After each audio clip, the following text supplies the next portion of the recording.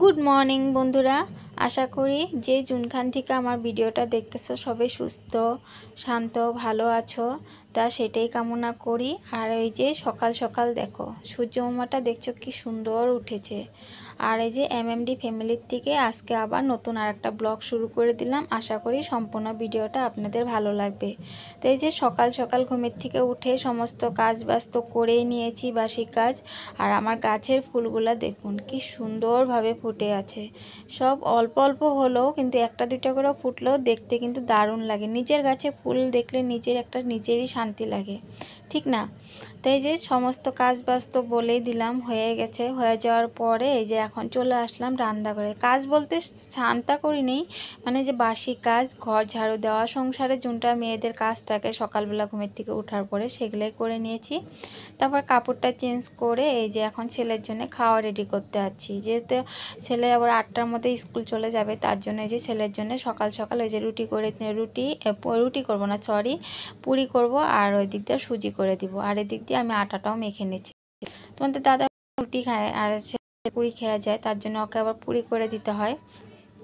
আর আমাদের জন্য একটু সুজি আর পুরি করে নিব, আর তোমাদের দাদাকেও দেবো একটু সুজি।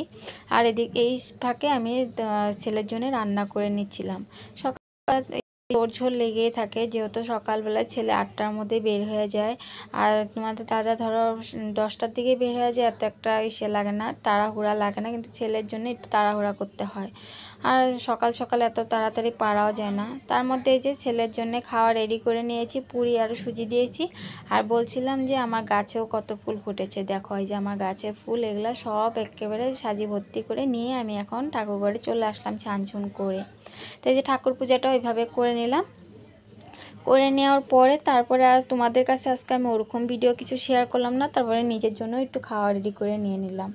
তা চলে গেলাম আবার সিধা রান্নাঘরে। তোমাদের দাদা নিয়ে আসছিলো মাছের মাথা।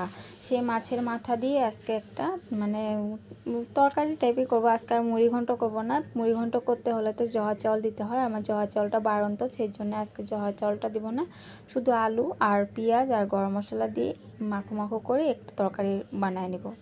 তা আমি তোমাদের সাথে কথা বলতে বলতে আমি আমার আগের ব্লগের মানে দিদিভাই কয়েকটা কমেন্ট করেছিল, সেগুলোর নাম নিব আমি। পূজা ডেলি ব্লগে আমাকে কালকে কমেন্ট করেছিল 186 করে দিলাম দিদিভাই তোমার পরিবারে এসে। দিদিভাই থ্যাংক ইউ সো মাচ। দিদিভাই তুমি আমার পরিবারে আসার জন্য অসংখ্য ধন্যবাদ। এইভাবে আমার পাশে থেকো দিদিভাই। আর তোমাদের পরিবারে আমি এখন তৈরি যাইতে পারি নাই, কিন্তু আমি যাব, অবশ্যই যাব। তার মধ্যে আবার আর একটা দিদিভাই আমাকে কমেন্ট করেছিল চম্পা কিচেন, হ্যাঁ চম্পা কিচেন।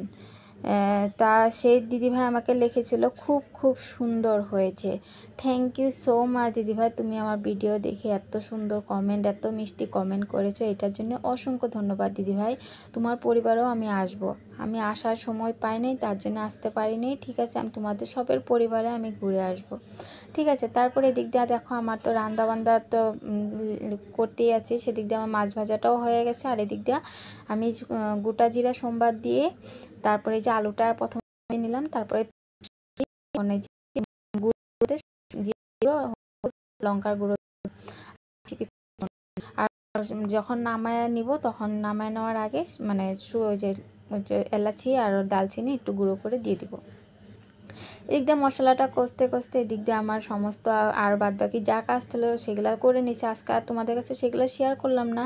এই যে সকালবেলা স্নান করা, কাপড় সাপড় সমস্তটা ভাঁজ করা হয়ে গেছে। আর এদিক দিয়ে আমি তরকারি ঝোলটাও দিয়ে দিয়েছি। আমি তোমাদের আগের ব্লগেও বলেছিলাম আমি রান্না করতে করতে কিন্তু আমি অনেকটাই কাম আগ বাড়াই দিই। এদিক দিয়ে আমি রাঁধতেও থাকি, আর বাইরে যা যা কাজ থাকে সেগুলো আমি মানে করে নিই, সেগুলো আর রাখি না। প্রতিদিন তো আর তোমাদের কাছে শেয়ার করি না, কিন্তু যখন যখন শেয়ার করি তোমরা যারা আমার প্রতিদিন ব্লগ দেখো তারা অবশ্যই জানতে পারবে, ঠিক আছে।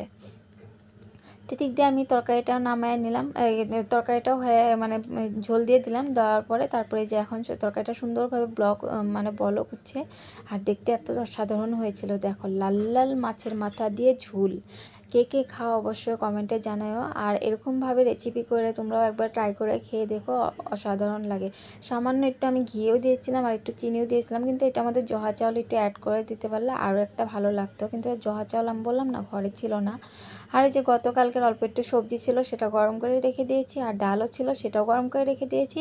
আর ওই যে ভাদালির ঝোল ছিল, যে সেই ভাদালি ঝোলটাও আমি গরম করে রেখে দিয়েছি। আজকের মেনুতে এই কয়টাই আইটেম। তারপরে সিধা চলে গেলাম রেডি হয়ে, মানে এখন সিধা মানে ছেলেকে আনার জন্য স্কুলে যেতে হবে। তাই ছেলে তো প্রতিদিন নয়, জুনটার ডিউটি আমাদের করতে হবে। তা আমার ভিডিওটা কেমন লাগে না লাগে তোমরা অবশ্যই জানাও। আর যদি ভালো লেগে থাকে চ্যানেলটাতে সাবস্ক্রাইব করেও রেখে দিতে পারো, ঠিক আছে। তো এই যে ছেলেকে আনার জন্য হেঁটে যাচ্ছি, আর আসার সময় অবশ্যই টমটমে আসবো। আর হেঁটে হেঁটে এখন লাহে লাহে যাচ্ছি, আর তোমাদের বাইরের দৃশ্যগুলো দেখাচ্ছি। দেখো গাছের পাতাগুলো কি সুন্দর সবুজ হয়ে আছে, গাছে কি সুন্দর ফুল হয়ে আছে, এত সুন্দর পরিবেশ, মানে এত সুন্দর গাছপালা দেখে এত ভালো লাগে, মনটাই জুড়িয়ে জায়গা। তা ভিডিওটা কেমন লাগলো না লাগলো অবশ্যই লাইক কমেন্ট শেয়ার করে দিও।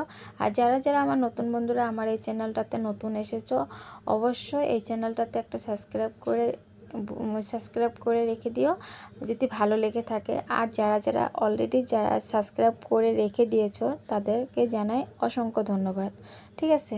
তারপরে এই যে ছেলেকে নেওয়ার জন্য তো স্কুলে চলে আসছিলাম। এদিক দিয়ে ছেলের স্কুলও ছুটি হয়ে গেছে গিয়া, সব বাচ্চারা এক এক করে বার হচ্ছিলো, আর এদিক দিয়ে আমার ছেলেকে নিয়ে আমি টমটমে বসে গেলাম। তো আজকের মতন ভিডিওটা তাহলে এইটুকুই। সবাই ভালো থেকো, সুস্থ থেকো, পরে আর একটা নতুন ভিডিও